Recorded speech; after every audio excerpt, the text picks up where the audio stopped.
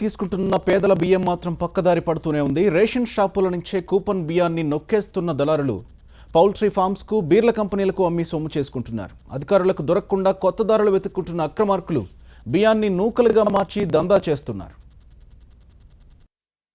పేదల కడుపు నింపాల్సిన రేషన్ బియ్యం అక్రమార్కుల చేతుల్లోకి చేరుతోంది.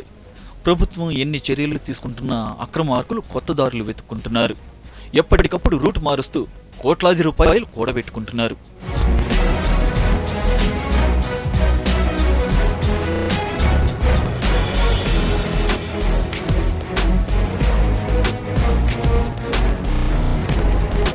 రేషన్ బియ్యాన్ని కొందరు తినకపోవడమే అక్రమార్కులకు అదనుగా మారింది. దాంతో రేషన్ షాపుల్లో మిగిలిపోతున్న కూపన్ బియ్యాన్ని తక్కువ ధరకు కొనుగోలు చేసి మిల్లుల్లో పాలిషింగ్ చేసి తిరిగి ప్రభుత్వానికే కిలో 26 రూపాయల చొప్పున అమ్ముతూ సొమ్ము చేసుకుంటున్నారు. అంతేకాదు, దొడ్డు బియ్యానికి ఆఫ్రికన్ కంట్రీస్లో మంచి డిమాండ్ ఉండడంతో కాకినాడ పోర్టు ద్వారా ఎక్స్పోర్ట్ చేస్తూ కోట్లు గడిస్తున్నారు. అయితే కొన్నేళ్లుగా సాగుతున్న ఈ దందాకు విజిలెన్స్, సివిల్ సప్లై అధికారులు చెక్ పెట్టడంతో అక్రమార్కులు కొత్త దారులు ఎంచుకుంటున్నారు.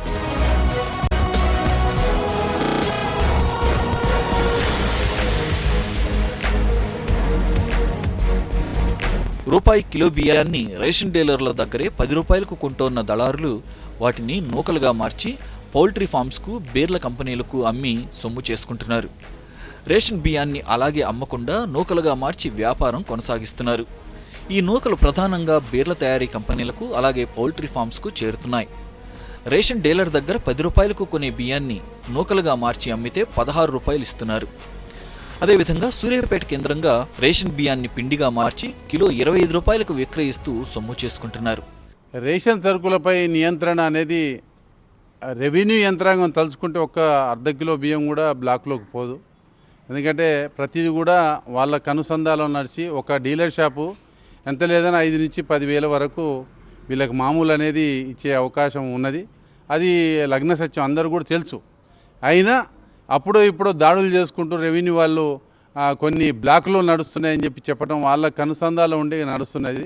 అక్కడొక్కడో మేమున్నాం అని చెప్పి అధికారులు కొంత అప్పుడో ఇప్పుడో దాడి చేసి ఆ బియ్యాన్ని పట్టుకోవటం జరుగుతుంది. కానీ దీన్ని ఖచ్చితంగా అర్బన్ ప్రాంతంలో, ఏదైతే అర్బన్ ప్రాంతంలో ఒక 40% వరకు ఆ మిస్యూజ్ అనేది అధికారులకు తెలుసు జరుగుతున్నది. రేషన్ బియ్యాన్ని యథాతథంగా అమ్మకుండా నూకలుగా బియ్య పిండిగా మార్చి దందా చేస్తుండటంతో అక్రమార్కులు సులువుగా తప్పించుకుంటున్నారు. అయితే డీలర్ల నుంచి గోడౌన్ల వరకు పటిష్టమైన నిఘా ఉన్నప్పుడు మాత్రమే రేషన్ బియ్యం పక్కదారి పట్టకుండా అడ్డుకట్ట వేయగలమని అధికారులు అభిప్రాయపడుతున్నారు.